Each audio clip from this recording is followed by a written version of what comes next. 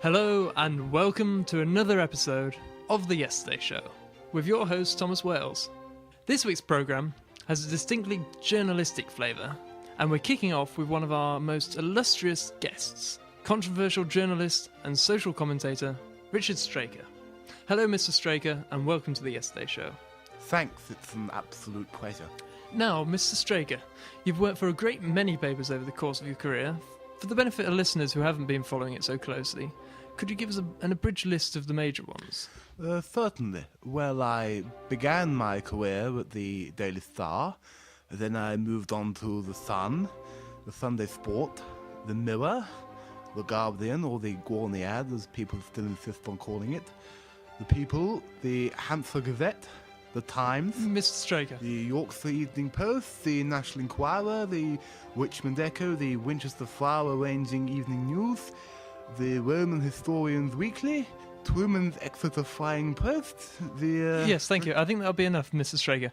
I'd like to start with your time at the Daily Star. Yes, well, that was my first real break. I spent around 2 weeks at the desk arranging photos and making the tea, but I was then given the opportunity to write the words. Write the words? Ah, I see. Write the words. Yes, so write the words. There are very few words in the Daily Star, mostly pictures. Anyway, I was given the opportunity to write the words surrounding a naked photo shoot of Lucy Pinder. So I was sent down to the photo shoot and met the crew, and Miss Pinder herself, and began to dream of future successes. Pardon? Successes. Ah, that's not what I thought you said. You were sacked from the Daily Star, weren't you? Yes, a gross misunderstanding.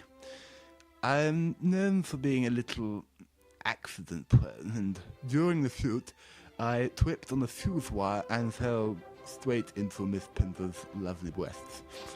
I think that's enough information, Mr. Straker. One of your longest stretches of employment was on the Financial Times. Yes, 3 agonizing months. And why were you fired from there?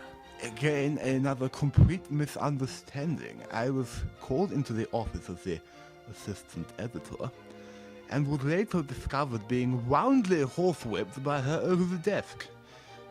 She was so well spoken, I couldn't resist. You were also fired from The Guardian over a sexual harassment charge. Care to offer your side of the story? Yes, that was one of them. I was a scapegoat to cover up their own insecurities. The alleged events took place in the editor's office between me, the editor, and the acclaimed columnist Polly Toynbee. I was merely demonstrating my views on breasts in newspapers by placing my hands on hers and saying, "These do not belong on page 3. Suffice to say, she didn't take that too well. Is there any newspaper that you worked for from which you haven't been fired? Yes, for 7 weeks I was on the writing staff of Today. Ah, that's old national newspaper. Yes, If I'm correct, didn't that newspaper go bankrupt? exactly. They didn't get the satisfaction of laying me off for something I didn't do. Just out of interest, Mr. Straker, have you ever appeared on radio before? No. That's probably a very good reason. What was that? Nothing, and now on to our international report. This week, Alex has assured me that he's secured an interview with a very important and crucially real guest. Isn't that right, Alex? Yes, I have. Take it away then. Thank you.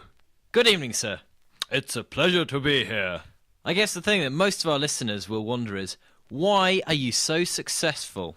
Well, that's very kind of you to point that out. A number of people have asked me this over the years, and my response has always been the same. Which is? I don't know. Ah, splendid. What made you want to go into the business in the first place? Well, you know, of course you're asking me what made me go into the business in the first place. Yes, I am, yes. Indeed. Yes. Alex, Yes, Tom? can you please tell me and the listeners what the name of your guest is? Well, Tom, I think he's already had a sufficient introduction, don't you? To ask him what his name was would be quite insulting to this magnificent character. No. Who is he? Is that you, Alex? Yes.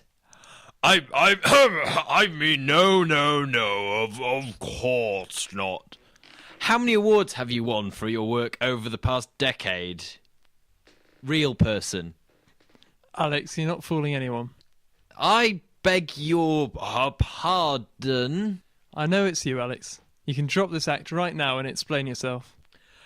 Well, Alex hasn't turned up today, so I'm the only one really here. I obviously completely inadvertently did a brilliant impression of him, which came out by accident when I was talking to myself live on air. I'm sorry about that. Alex, Yes? don't push your luck. Alex there, interviewing a highly valued member of our team.